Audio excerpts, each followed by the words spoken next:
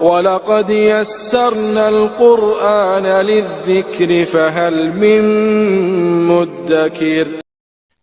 آج انشاءاللہ تعالی ہم سورہ آل عمران کی آیت نمبر 160 سے لے کر 163 تک پڑھتے ہیں اور اس کو سمجھنے کی کوشش کرتے ہیں۔ اعوذ باللہ من الشیطان الرجیم، بسم اللہ الرحمن الرحیم۔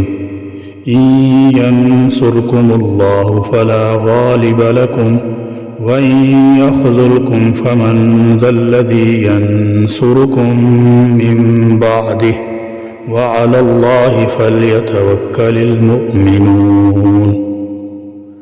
ان اگر ینصرکم مدد کرے تمہاری، ینصرکم مدد کرے تمہاری، اللہ فلا غالب تو نہیں کوئی غالب آنے والا، فلا غالب تو نہیں کوئی غالب آنے والا، لکم تم پر، لکم تم پر، وَإِنْ اور اگر یخذلکم وہ تمہیں بے مدد چھوڑ دے، یخذلکم وہ تمہیں بے مدد چھوڑ دے، فمن تو کون ہے، فمن تو کون ہے، ذَلَّذِي وہ جو ینصرکم تمہاری مدد کرے گا، ینصرکم تمہاری مدد کرے گا، من بعدہ اس کے بعد، من بعدہ اس کے بعد، وعلی اللہ اور اللہ ہی پر، وعلی اللہ اور اللہ ہی پر، فلیتوکل پس چاہیے کہ بھروسہ کرے، فلیتوکل پس چاہیے کہ بھروسہ کرے، المؤمنون ایمان والے، المؤمنون ایمان والے۔ اس آیت میں فرمایا کہ بھروسہ کے لائق ایسی ذات ہو سکتی ہے جو سب سے زبردست اور غالب ہو۔ سب مسلمانوں کو اس کی امداد پر توکل کرنا چاہیے۔ گویا مسلمان کی تقصیر خود معاف کرنے اور اپنے پیغمبر سے معاف کرا دینے کے بعد ان کو نصیحت فرمائی جا رہی ہے کہ کسی کے کہنے سننے میں نہ آئیں، خالص خدا پر بھروسہ رکھیں، اس کی مدد ہوگی تو کوئی طاقت تم پر غالب نہیں آ سکتی، اور کسی مصلحت سے وہ مدد نہ کرے تو پھر کوئی مدد نہیں کر سکتا۔ جیسا کہ غزوہ بدر و حنین سے دونوں باتیں واضح ہو جاتی ہیں۔ غزوہ بدر میں کفار کا لشکر تعداد، اسلحہ اور جنگی طاقت کے اعتبار سے مسلمانوں سے بڑھ کر تھا، لیکن مسلمانوں کا پورا بھروسہ اللہ تعالیٰ جل شانہ کی ذات پر تھا، جس کا نتیجہ مسلمانوں کی فتح و کامرانی کی شکل میں ظاہر ہوا، اور فرشتوں کی صورت میں اللہ تعالیٰ جل شانہ کی مدد نازل ہوئی۔ جبکہ غزوہ حنین میں بعض مسلمانوں نے اپنی عددی کثرت پر فخر کا اظہار کیا، جس کے نتیجے میں مسلمانوں کو سخت نقصان اٹھانا پڑا۔ پورا واقعہ سورۃ توبہ کی آیت نمبر 25 میں مذکور ہے۔ وَمَا كَانَ لِنَبِيٍّ أَن يَغُلَّ وَمَن يَغْلُلْ يَأْتِ بِمَا غَلَّ يَوْمَ الْقِيَامَةِ ثُمَّ تُوَفَّى كُلُّ نَفْسٍ مَا كَسَبَتْ وَهُمْ لَا يُظْلَمُونَ۔ وما اور نہیں کان ہے لنبی لائق کسی نبی کے، لنبی لائق کسی نبی کے، ان یغل کے چھپائے، ان یغل کے چھپائے، ومن اور جو یغلل چھپائے گا، یغلل چھپائے گا، یاتی تو لائے گا وہ بما غلّ جو اس نے چھپایا، بما غلّ جو اس نے چھپایا۔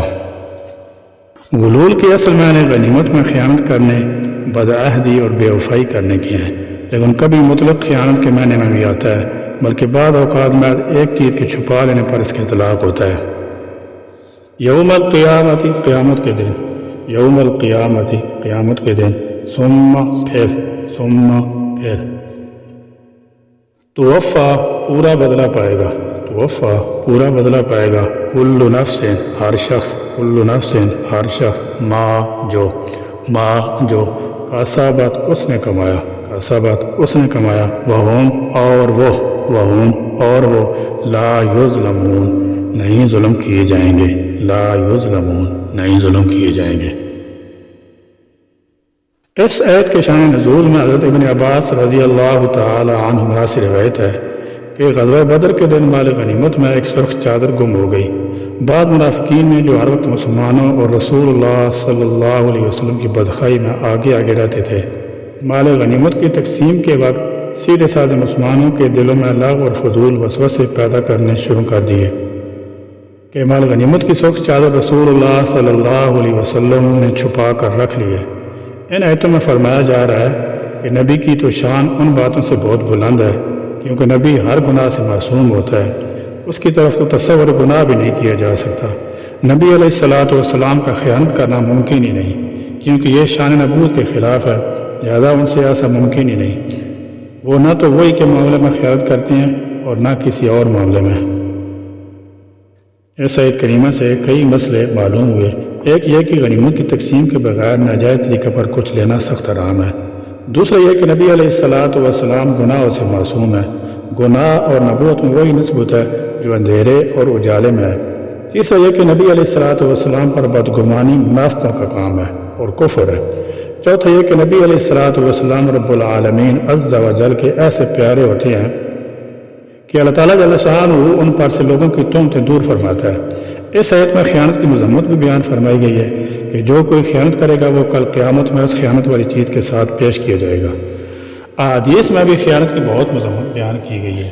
چنانچہ سرور کائنات صلی اللہ تعالی علیہ وسلم نے جہنمیوں میں سے ایسے شخص کو بھی شمار فرمایا کہ جس کی خواہش اور طمع اگرچہ کم ہی ہو مگر وہ اسے خیانت کا مرتکب کر دے۔ حضرت ابو امامہ رضی اللہ تعالی عنہ سے روایت ہے کہ رسول اکرم صلی اللہ علیہ وسلم نے ارشاد فرمایا، مومن ہر عادت اپنا سکتا ہے مگر جھوٹا اور خیانت کرنے والا نہیں ہو سکتا۔ افمن اتبع رضوان اللہ کمن باء بسخط من اللہ ومأواہ جہنم وبئس المصیر۔ افمن کیا پھر جس نے اتبع پیروی کی رضوان اللہ رضا الہی کی کمان اس شخص کے مانند ہوگا جو باء لوٹا بسخط من اللہ اللہ کی ناراضگی کے ساتھ ومأواہ اور اس کا ٹھکانہ جہنم ہے وبئس اور بری ہے وہ المصیر لوٹنے کی جگہ۔ پیغمبر علیہ الصلاۃ والسلام بھلا ان لوگوں کی طرح کیسے ہو سکتے ہیں جن پر اللہ تعالیٰ کا غضب ہوا؟ وہ تو ہر معاملے میں پوری طرح اللہ تعالیٰ کی رضا کا تابع ہوتا ہے اور لوگوں کو بھی اس کی فرمانبرداری کا حکم دیتا ہے۔